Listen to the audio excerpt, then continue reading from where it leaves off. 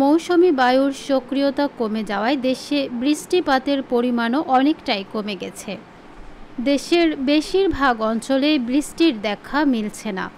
আবহাওয়া অধিদপ্তর বলছে আরও অন্তত ৩-৪ দিন বৃষ্টিপাত এই রকমই কম থাকতে পারে সারা দেশে। তবে আগামী মঙ্গল বা বুধবার থেকে আবারও দেশের কোনো কোনো অংশে বৃষ্টি বাড়তে পারে। এ বিষয়ে আবহাওয়া অধিদপ্তরের আবহাওয়াবিদ মোহাম্মদ মনোয়ার হোসেন শুক্রবার ৩০ আগস্ট রাতে গণমাধ্যমকে বলেন, ভারতের গুজরাটে একটি ঘূর্ণিঝড় আসনা তৈরি হয়েছে। এটি উত্তর পশ্চিম দিকে গিয়ে মৌসুমি বায়ুর অক্ষের সঙ্গে কিছুটা মিলিত হতে পারে।